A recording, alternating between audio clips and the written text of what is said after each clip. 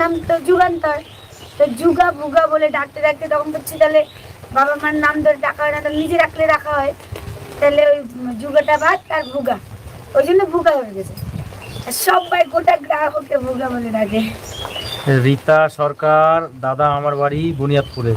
আচ্ছা, মধুমিতা, আজকে গিয়েছিলাম বুনিয়াদপুরে। মধুমিতা সামন্তা, সামন্ত, সামন্ত। তো জেঠিমা কোথায়? আচ্ছা, ঘুমিয়েছে, বৃষ্টি এলো শুয়ে বসে, নার্সিংহোমে কদিন ঘুম হয়নি না, সুযোগ পেলেই ঘুমিয়ে পড়ছে। আমি বললাম তুমি ঘুমাও, আমরা করি। অনেকদিন ভিডিও করিনি না, মনটা খুব খারাপ।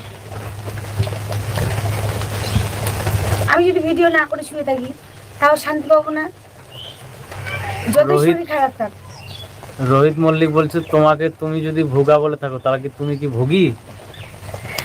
না, ভুগি আছে একজন এই পাড়াতে, ওর নাম, ওর ভালো নাম জয়িতা,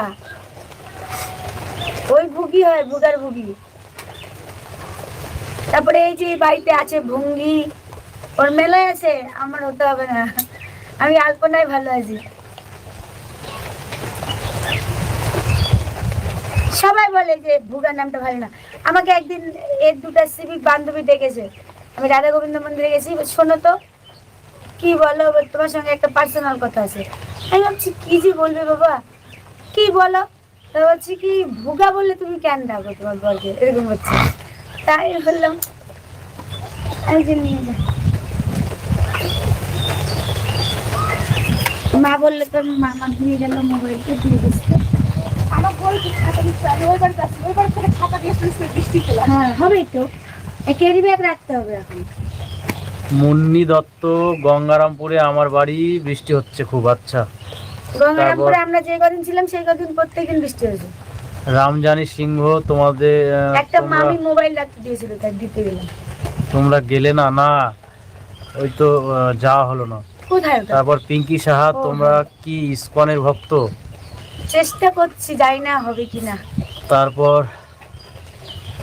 রামজানি সিংহ কি লিখেছে যে নৈহাটিতে যাওয়ার কথা ছিল, কি হলো, গেলে না কেন? গেলাম না কারণ কালকে হঠাৎ করেই ডাক্তারের কম্পাউন্ডার বললো যে সকালবেলা ডাক্তারবাবু বের হয়ে চলে যাচ্ছেন বিদেশে। তো আমরা স্টেশনে গিয়ে ভুগা বললো যে একটু কল করি, তো আমার মনটা ওর মানে খুঁতখুঁতে হচ্ছে যে এত দূর যাবো, একটু কল করি। আমাদের কিন্তু টিকিট কাটা হয়ে গেছে 2300 টাকা দিয়ে, মানে বসবো, আমরা বসে আছি ওখানে স্টেশনে। আমরা লাইভ করেছি, দেখতে পাবে। দেখলে কোনটাতে ভোগা, কি কোনটাতে করছি লাইভ করছিলাম, দুটোতেই মনে হয় কোন করেছে। চ্যানেলে করছিলাম, স্টেশনে।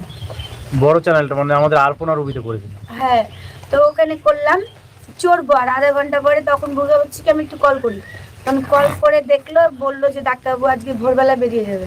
ভাগ্য ভালো কল করলো, না হলে ওখানে গিয়ে 8-10 দিন আমাদেরকে 4-5 দিন বিদেশে থাকতে হতো, কম খরচা হতো, এদিকে তো 2500 টাকা গেল, আবার খরচা হতো।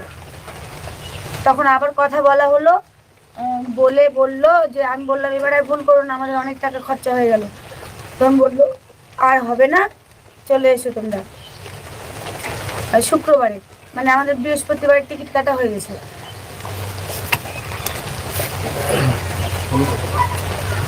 আমার মাকে নিয়ে গেছিলাম না এর আগের বার, এবার নিয়ে যাব, কারণ আমার মা মন খারাপ করছে অনেকটা যে আমি একা একা থাকবো।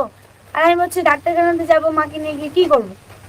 তারপর আবার দেখলাম যে ক্যান্সেল হয়ে গেল যখন, আর 7 দিন আগে থেকে যদি টিকিট কাটি তাহলে নাকি একটু পয়সাও কম হলো, ওই জন্য আমরা 3 জনারই কেটে নিলাম। এবার গেলে 3 জনা একসঙ্গে যাব।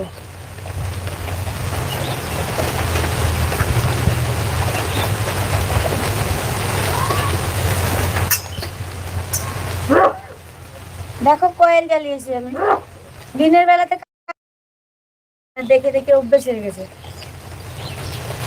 এমডি, তোমাদের সাথে দেখা করার খুব ইচ্ছা। আচ্ছা, চলে করো। এসো। তারপর RJSR উইথ ভিলেজ লাইফ, আপনি ভালো আছেন? কি এটা, আপনি না আপনি, দুজনে ভালো আছে।